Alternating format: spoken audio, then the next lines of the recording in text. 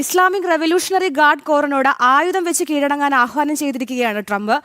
അതോടൊപ്പം തന്നെ കീഴടങ്ങുന്നവർക്ക് സമ്പൂർണ്ണ സുരക്ഷയും വാഗ്ദാനം ചെയ്തിട്ടുണ്ട് ട്രംപ്. രാജ്യത്തിന്റെ സ്വാതന്ത്ര്യം വീണ്ടെടുക്കാൻ ഇറാനിയൻ ജനതയോട് ആഹ്വാനം ചെയ്യുകയും ചെയ്തു. വിവരങ്ങളുമായി ഐസൻ ചേരുന്നു. ഐസൻ, വിശദാംശങ്ങൾ. തീർച്ചയായും അശ്വതി, നമുക്കിപ്പോൾ ലഭ്യമാകുന്ന വിവരങ്ങൾ അനുസരിച്ച് ഏറ്റവും നിർണായകമായൊരു നീക്കമാണ് ട്രംപിന്റെ ഭാഗത്തു നിന്നുണ്ടായിരിക്കുന്നത്. അദ്ദേഹത്തിന്റെ രാജ്യത്തോടായി നടത്തിയ അഭിസംബോധനയിൽ തന്നെ ഇക്കാര്യം വ്യക്തമായി പറയുകയും ചെയ്യുന്നുണ്ട്. അദ്ദേഹം പറയുന്നത് ഈ IRGC പോലുള്ള സംവിധാനങ്ങൾ ഉടൻ തന്നെ കീഴടങ്ങണം. അതായത് ഇസ്ലാമിക് റവല്യൂഷണറി ഗാർഡ് കോർ എന്ന സംവിധാനം അടിയന്തരമായി കീഴടങ്ങുകയും കീഴടങ്ങിയതിനു ശേഷം തുടർന്ന് അവർക്ക് സമ്പൂർണ്ണ സുരക്ഷ ഉറപ്പാക്കുന്നതിന്, അതായത് ഏതെങ്കിലും തരത്തിലുള്ള ആക്രമണങ്ങളോ അല്ലെങ്കിൽ അത്തരത്തിലുള്ള പ്രതികരണങ്ങളോ അവർക്കെതിരെ ഉണ്ടാകുന്നത് പൂർണ്ണമായും ഒഴിവാക്കുന്നതിന് കീഴടങ്ങിയവർക്കെല്ലാം തന്നെ പൂർണ്ണ സംരക്ഷണം നൽകുന്നതിനുള്ള തയ്യാറാണ് എന്ന നിലപാടും അറിയിക്കുന്നുണ്ട്.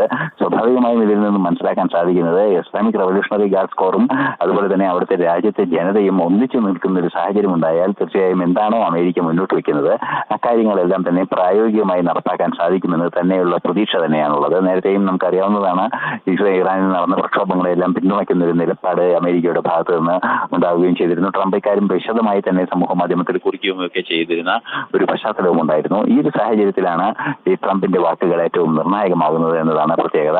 തീർച്ചയായും ട്രംപിനെ സംബന്ധിച്ചിടത്തോളം ഈ തുടർന്നുള്ള ആക്രമണത്തിനുള്ള അല്ലെങ്കിൽ ഏതാണ്ട് 4 ആഴ്ചയോളം ആക്രമണം നീണ്ടു നിന്നേക്കാമെന്ന സൂചനകളൊക്കെ അദ്ദേഹം നൽകുന്നുണ്ട്. മറ്റൊരു പ്രധാന വിഷയം അദ്ദേഹം എടുത്തു പറയുന്നത് ആദ്യ കാഷ്വാലിറ്റി, അതായത് ഇറാനിലെ ഇറാൻ സൈനിക നടപടിയിൽ ഒരു സുപ്രധാനമായ ഒരു നഷ്ടം അമേരിക്കയ്ക്ക് ഉണ്ടായിരിക്കുന്നതും ഒരു സൈനികൻ നഷ്ടപ്പെട്ടിരിക്കുന്നുവെന്ന റിപ്പോർട്ടുകളും പുറത്തു വരുന്നുണ്ട്. സ്വാഭാവികമായും ഓരോ തുള്ളി ചോരയ്ക്കും കണക്ക് ചോദിക്കുമെന്ന നിലപാടാണ് ട്രംപിന്റെ ഭാഗത്ത് നിന്ന് പ്രധാനമായും ഇക്കാര്യത്തിൽ പ്രതികരണമായി ഉണ്ടായിരിക്കുന്നത്. സ്വാഭാവികമായും കടുത്ത നടപടിയിലേക്ക് നീങ്ങുമെന്ന് തന്നെയാണ് മനസ്സിലാക്കാൻ സാധിക്കുന്നത്. ഏതാണ്ട് 9ഓളം ഇറാന്റെ കപ്പലുകൾ, അതായത് യുദ്ധക്കപ്പലുകൾ എന്ന് പൂർണ്ണമായി പറയാൻ സാധിക്കില്ലെങ്കിലും 9ഓളം കപ്പലുകൾ തകർത്തു, 48ഓളം കമാൻഡർമാരും കൊല്ലപ്പെട്ടു എന്നും ട്രംപ് പറയുന്നുണ്ട്. സ്വാഭാവികമായും അതിശക്തമായ ഒരു ആക്രമണവും ഒരു പ്രത്യാക്രമണം ഉണ്ടാകുമ്പോൾ അതിനെതിരെ അതിശക്തമായ പ്രതിരോധവും അമേരിക്കയുടെ ഭാഗത്തു നിന്ന് ഉണ്ടാകുന്നു എന്നാണ് മനസ്സിലാക്കാൻ സാധിക്കുന്നത്. മാത്രമല്ല ഇറാനെ പൂർണ്ണമായും ആ പഴയ അവസ്ഥയിൽ GCC രാജ്യങ്ങൾ ഇപ്പോൾ ഇറാന് മുന്നറിയിപ്പ് നൽകിയിട്ടുണ്ടെന്ന വാർത്തയാണ് ഏറ്റവും ഒടുവിലായി പുറത്തു വരുന്നത്. ഐസൻ, തീർച്ചയായും GCC രാജ്യങ്ങൾ ഇന്നലെയും ഇന്നുമായി കൃത്യമായ നിലപാടുകളുമായി മുന്നോട്ട് വരുന്നുണ്ട്. കാരണം നമുക്ക് അറിയാവുന്നതാണ്, ആ രാജ്യങ്ങളെല്ലാം തന്നെയുള്ള അമേരിക്കയുടെ സൈനിക സംവിധാനങ്ങളെ അതിശക്തമായി നിലനിർത്തുന്ന ഒരു സാഹചര്യം അമേരിക്കയുടെ ഭാഗത്തു നിന്നുണ്ട്. ഈ സൈനിക സംവിധാനങ്ങളെയാണ് കൃത്യമായി ആക്രമിക്കാനുള്ള ഒരു നീക്കം ഇറാന്റെ ഭാഗത്തു നിന്നുണ്ടായത്. ഇതിനെതിരെയാണ് അതിശക്തമായ ഒരു പ്രതികരണം GCC രാജ്യങ്ങളുടെയും അതുപോലുള്ള രാജ്യങ്ങളുടെയും ഭാഗത്തു നിന്നുണ്ടാവുകയും ചെയ്തത്. മറ്റൊരു പ്രധാന വിഷയം എണ്ണ കൊണ്ടുപോകുന്നത് സംബന്ധിച്ചുള്ള വിഷയവുമാണ്. ഹോർമുസ് കടലിടുക്ക് തടഞ്ഞ ഒരു നീക്കം UAEയുടെയും അതുപോലെ തന്നെ ഒമാന്റെയും ഒക്കെ തന്നെ സംയുക്തമായ നിയന്ത്രണത്തിലുള്ള ഹോർമുസ് കടലിടുക്കിനെ തടഞ്ഞ ഒരു നീക്കം നടന്നതും സ്വാഭാവികമായും ഒരു എതിർപ്പ് വിളിച്ചു വരുത്തിയിട്ടുണ്ട്. മാത്രമല്ല ഇന്നലെ ഒമാനിൽ ഉൾപ്പെടെ ആക്രമണം നടത്തി എന്ന വാർത്തകളും പുറത്തു വന്നിരുന്നു. ഈ ഒമാനെ സംബന്ധിച്ചിടത്തോളം ഒമാന്റെ വിദേശകാര്യമന്ത്രിയും അതുപോലെ തന്നെ ഒമാന്റെ സംവിധാനങ്ങളും മധ്യസ്ഥ രാജ്യമായി പ്രവർത്തിച്ച ഒരു ചരിത്രമുണ്ട്. ആ മധ്യസ്ഥ രാജ്യമായാണ് ആദ്യം നേരത്തെ നടന്ന ജനുവരിയിൽ നടന്ന ചർച്ചകളും അതിനു മുമ്പ് നടന്ന ചർച്ചകളും എല്ലാം തന്നെ മധ്യസ്ഥം വഹിച്ചത് ഈ ഒമാൻ എന്ന രാജ്യമാണ്. ഈ ഒമാനെതിരെ പോലും ആക്രമണം നടത്തിയത് വലിയ പ്രതിഷേധങ്ങൾ വിളിച്ചു വരുത്തിയിട്ടുണ്ട്. ഇതെല്ലാം തന്നെയാണ് ഗൾഫ് കൺട്രീസിനെ അല്ലെങ്കിൽ ഇത്തരത്തിലുള്ള അറബ് രാജ്യങ്ങളെല്ലാം തന്നെ വലിയ തോതിൽ ഈ എതിർപ്പ്, അതായത് ബഹ്റൈൻ ഉൾപ്പെടെയുള്ള രാജ്യങ്ങൾ വലിയൊരു എതിർപ്പ് ഇക്കാര്യത്തിൽ രേഖപ്പെടുത്തുകയും ചെയ്തിരിക്കുന്നത്. അശ്വതി, GCC രാജ്യങ്ങൾ ഇറാന് മുന്നറിയിപ്പ് നൽകിയെങ്കിലും ഗൾഫ് മേഖലയിൽ ഇറാൻ ശക്തമായ ആക്രമണമാണ് നടത്തുന്നത്. ലെബനനിൽ നിന്ന് വടക്കൻ ഇസ്രായേലിലേക്ക് തൊടുത്തുവിട്ട റോക്കറ്റ് തടഞ്ഞു നിർത്തിയായി ഇസ്രായേൽ സൈന്യം അറിയിച്ചിട്ടുണ്ട്. അമൽ, തുടരുക. അശ്വതി, ഈ ഏറ്റവും പ്രധാനപ്പെട്ട കാര്യം ഇറാനും ഇസ്രയേലും അമേരിക്കയും തമ്മിലുള്ള യുദ്ധമായിരുന്നെങ്കിൽ, പക്ഷേ ഇപ്പോഴത് മുൻപുണ്ടായിരുന്ന തരത്തിൽ ഇറാൻ്റെ പ്രോക്സികളായ ഹമാസും ഹിസ്ബുള്ളയും ഹൂതികളും വീണ്ടും ഒരു ആക്രമണത്തിന് ഒരുങ്ങുന്നു എന്നതാണ്. ഇറാൻ നേരിട്ടൊരു ആക്രമണത്തിന് പിന്നാലെ ഇപ്പോൾ ഈ ഹിസ്ബുള്ള എത്തുന്നതോടുകൂടി ഇന്നലെ തന്നെ വ്യക്തമാക്കിയിരുന്നു, ആയത്തുള്ള അലി ഖമേനി കൊല്ലപ്പെട്ടതിന് പിന്നാലെ ഹമാസ് ഒരു പ്രസ്താവന ഇറക്കിയിരുന്നു. ആ പ്രസ്താവനയിൽ കൃത്യമായി പറയുന്നുണ്ട്, ഹമാസിന് വേണ്ട എല്ലാ പിന്തുണയും, സൈനിക, സാമ്പത്തിക എല്ലാവിധ പിന്തുണയും നൽകിയിരുന്നത് ആയത്തുള്ള അലി ഖമേനി ആയിരുന്നു. അതായത് അതായത് ഈ ഒരു ഭീകര സംഘടനയ്ക്ക് വേണ്ട എല്ലാ സഹായങ്ങളും നൽകിയിരുന്ന ഒരു നേതാവാണ് കൊല്ലപ്പെട്ടത്. ആ ഒരു ഘട്ടത്തിൽ ഇറാനിലെ ജനതയുടെ സന്തോഷമൊക്കെ നമ്മൾ ഇന്നലെ കണ്ടതാണ്. അതോടൊപ്പം തന്നെ ആ ഒരു ഇറാന്റെ ഭാവി എന്താകും എന്നൊരു ചോദ്യം ഉണ്ടായിരുന്നു. നമ്മൾ ഇന്നലെ പറഞ്ഞാണ് മുജ്തബ ഖൊമൈനി അടുത്ത പിൻഗാമിയാകും എന്ന് മറ്റു മാധ്യമങ്ങളൊക്കെ പറഞ്ഞപ്പോൾ നമ്മൾ ഇന്നലെ പറഞ്ഞാണ് മുജ്തബ ഖൊമൈനി ആകാനുള്ള സാധ്യത വളരെയധികം കുറവാണ്. കാരണം അവിടെ ഇറാനിലെ ആയത്തുള്ള അലി ഖൊമൈനിയുടെ മകനായതുകൊണ്ട് തന്നെ ഒരു അച്ഛൻ മകൻ പിന്തുടർച്ച ഇറാനിലെ പരമോന്നത നേതാവിന് സാധ്യമാകില്ല. അത്തരത്തിലൊരു നീക്കമുണ്ടായാൽ അത് തള്ളിക്കളയുന്ന ഒരു പതിവ് സാഹചര്യമാണ് ഇറാനിലുള്ളത്. അതുകൊണ്ട് തന്നെ മുജ്തബ ഖൊമൈനി ആകില്ല എന്ന് നമ്മൾ ഇന്നലെ തന്നെ പറഞ്ഞതാണ്. അതിന് പിന്നാലെയാണ് ആയത്തുള്ള അലി റസി അടുത്ത പരമോന്നത നേതാവാകുന്നത്. അങ്ങനെ ഒരു നീക്കങ്ങൾ ഉണ്ടാകുന്നു. അതിന് പിന്നാലെ ഇപ്പോൾ വീണ്ടും ഇസ്രയേലിനും US-നും എതിരെ ശക്തമായി തിരിച്ചടിക്കാൻ ഇറാൻ ഒരുങ്ങുമ്പോൾ ഇറാന് പിന്തുണയുമായി ഇത്തരത്തിൽ ഈ പ്രോക്സികൾ എത്തുമ്പോൾ വീണ്ടും ഇസ്രയേലിന്റെ ലക്ഷ്യം ഇത് തന്നെയായിരുന്നു. ഇസ്രയേലിനെതിരെ നിൽക്കുന്ന എല്ലാവിധ ഭീകര സംഘടനകളെയും പ്രത്യേകിച്ച് ഇറാന്റെ ഭീകര ശൃംഖലകളെ മുച്ചോട് മുടിക്കുക എന്ന ലക്ഷ്യത്തോടു കൂടിയായിരുന്നു ഇസ്രയേൽ നടത്തിക്കൊണ്ടിരുന്നത്.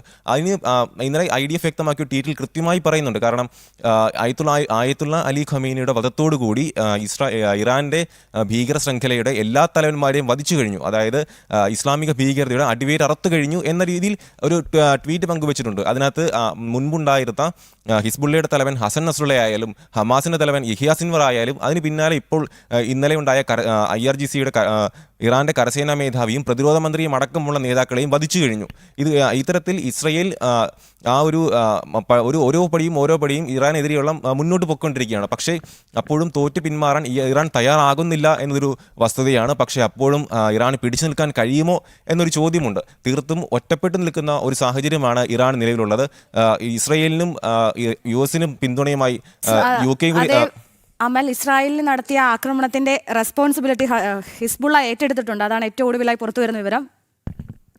യെസ്, അശ്വതി അത് തന്നെയാണ് പറഞ്ഞത്. കാരണം ഈ ഒരു ഹിസ്ബുള്ളയും ഹമാസും ഹൂതികളും ഇറാന് സപ്പോർട്ടാണ് എന്നുള്ള കാര്യം ഇറാൻ മുന്നിൽ നിന്ന് ഇറാനെ മുന്നിൽ നിർത്തി ഇവരെ ഹമാസിനെയും ഹിസ്ബുള്ളയും ഹൂതികളെയും മുന്നിൽ നിർത്തി ഇറാൻ കളിച്ചുകൊണ്ടിരുന്ന ഒരു കളിയായിരുന്നു ഇസ്രായേലിനെതിരെയുള്ള പോരാട്ടം. അത് നമ്മൾ കണ്ടതാണ്. അതിന് പിന്നാലെയാണ് ഇന്നലെ കഴിഞ്ഞ ദിവസം തന്നെ ഈ ഒരു റിപ്പോർട്ട് വന്നിരുന്നു. ഹിസ്ബുള്ള രംഗത്തെത്തുന്നു, ഹിസ്ബുള്ള ആക്രമിക്കുന്നു എന്നൊരു രംഗത്തെത്തുന്ന ആ ഒരു സാഹചര്യം ഉണ്ടായിരുന്നു. ആയത്തുള്ള അലി ഖമീനി കൊല്ലപ്പെട്ട അന്ന് വൈകിട്ട് തന്നെ ഈ ഹിസ്ബുള്ളയുടെ ആക്രമണം ഉണ്ടായിരുന്നു. പക്ഷേ അത്രത്തോളം ഭീകരമായിരുന്നില്ല. അതിന് പിന്നാലെയാണ് ഇപ്പോൾ ലെബനനിൽ നിന്നും ഒരു ആക്രമണം ഉണ്ടാകുന്നു എന്ന് സ്ഥിരീകരിക്കുന്നത്. ഒരു ഷെല്ലാക്രമണമാണ്. അതിൻ്റെ വ്യാപ്തി എത്രത്തോളമാണെന്ന് വരും മണിക്കൂറിൽ അറിയേണ്ടതുണ്ട്. പക്ഷേ അപ്പോൾ ഞാൻ മുൻപ് പറഞ്ഞതുപോലെ തന്നെ ഈ ഒരു ഘട്ടത്തിൽ ഇറാൻ തീർത്തും ഒറ്റപ്പെട്ടു നിൽക്കുന്ന സാഹചര്യത്തിൽ ഈ യുദ്ധം എങ്ങോട്ട് പോകും എന്നൊരു ചോദ്യമുണ്ട്. ഈ ഇറാനെ പിന്തുണയ്ക്കുന്ന രീതിയിൽ ആകെ ഉള്ളത് ഈ 3 പ്രോക്സികളാണ്. അതല്ലാതെ വേറൊരു രാജ്യവും ഇറാനെ ഒപ്പം നിർത്തുന്ന ഒരു സാഹചര്യമില്ല.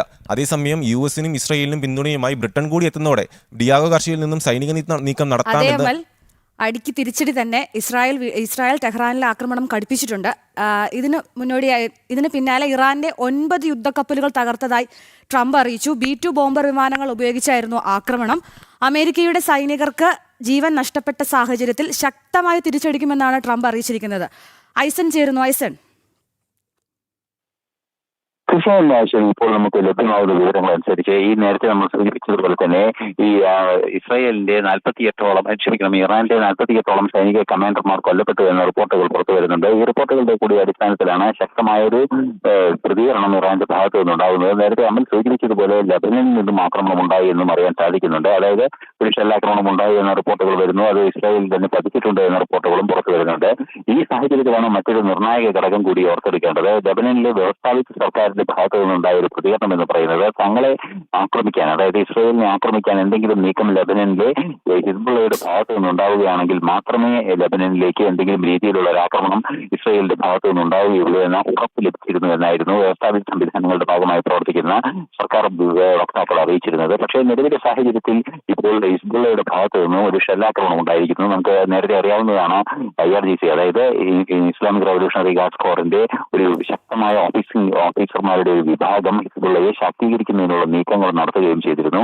ഇത്തരത്തിൽ ഹിസ്ബുള്ളയെ ശാക്തീകരിക്കുന്നതിനുള്ള നീക്കങ്ങൾ നടത്തിയതിന്റെ അടിസ്ഥാനത്തിൽ ശക്തമായ ഒരു സംവിധാനമായി ഹിസ്ബുള്ള മാറിയിട്ടുണ്ട് എന്ന് തന്നെയാണ് മനസ്സിലാക്കാൻ സാധിക്കുന്നത്. അങ്ങനെയെങ്കിൽ അതിശക്തമായ ഒരു ആക്രമണം ഹിസ്ബുള്ളയുടെ ഭാഗത്തു നിന്ന് ഉണ്ടാവാനുള്ളൊരു സാധ്യത മുൻകൂട്ടി കണ്ട് ഇസ്രായേലിന്റെ ഒരു ആക്രമണം ഹിസ്ബുള്ളയ്ക്കെതിരെ, അതായത് ലെബനനിലും ഉണ്ടാകാനുള്ള സാധ്യത തന്നെയാണ് മുൻകൂട്ടി കണക്കാക്കുന്നത്. സ്വാഭാവികമായും ലെബനനിലേക്ക് ആക്രമണം നടത്തുകയാണെങ്കിൽ ഇസ്രായേലിന് ഒരു മൾട്ടി ലൈൻ സാഹചര്യമുണ്ടാകും. അതായത് രണ്ടിടങ്ങളിലേക്ക് ഒരേ സമയം ആക്രമണം നടത്തേണ്ട ഒരു നീക്കമുണ്ടാകും.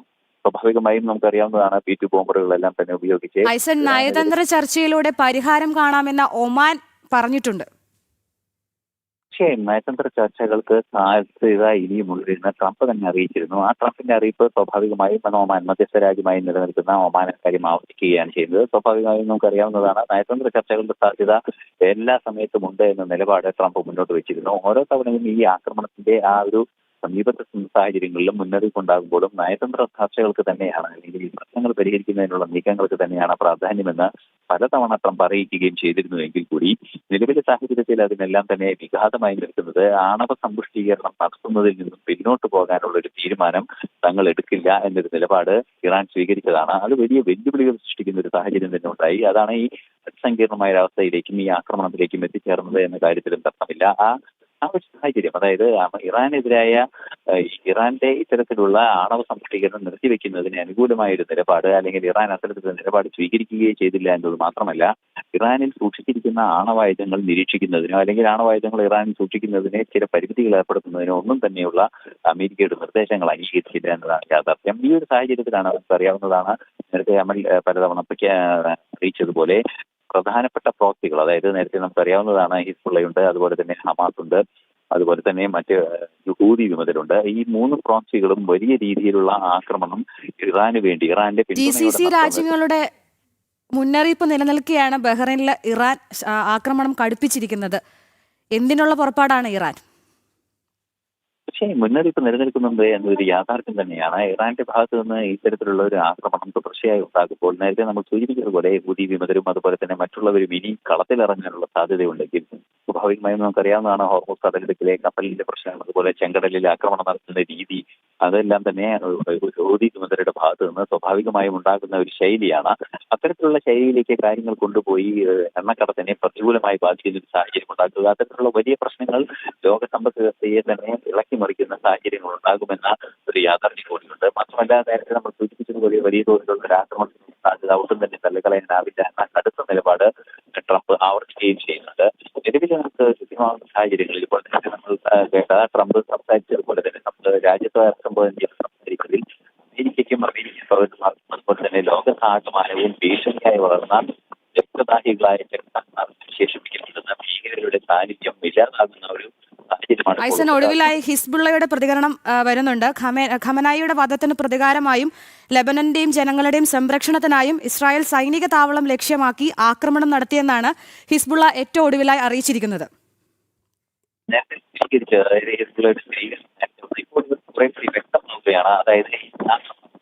അടുത്ത ആക്രമണം നമുക്കറിയാവുന്നതാണ്. ലെബനനിലുള്ള 2024 തന്നെ പൂർണ്ണമായും നിരായുധീകരിക്കുന്നതിന് വേണ്ടിയുള്ള നീക്കങ്ങൾ നടത്തുകയും നിരായുധീകരണം നടത്തുകയും നദിക്ക് അപ്പുറത്തേക്ക് മാത്രം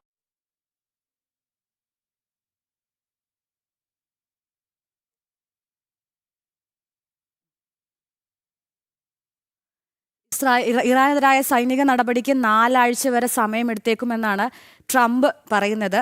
IRGCയുടെ ആസ്ഥാനം തകർത്തു, പിന്നാലെ ആയുധം വെച്ച് കീഴടങ്ങാനാണ് ട്രംപിന്റെ നിർദ്ദേശം. ഇറാൻ വഴങ്ങുമോ എന്നത് കണ്ടറിയേണ്ട കാര്യമാണ്. GCC രാജ്യങ്ങൾക്കിടയിൽ പൂർണ്ണ ഐക്യദാർഢ്യവും ആക്രമണങ്ങളെ നേരിടുന്നതിൽ ഏകീകൃത നിലപാടുമാണ് ഇന്നലെ ചേർന്ന കൗൺസിൽ യോഗത്തിൽ പ്രകടിപ്പിച്ചത്. യുദ്ധത്തിന്റെ വ്യാപ്തി കൂടുമെന്ന് യാതൊരു സംശയവുമില്ല. അതിനൊപ്പം തന്നെ ഇറാന് കടുത്ത പ്രത്യാഘാതം ഏൽക്കേണ്ടി വരുമെന്ന സൂചന കൂടിയാണ് ഇത് നൽകുന്നത്.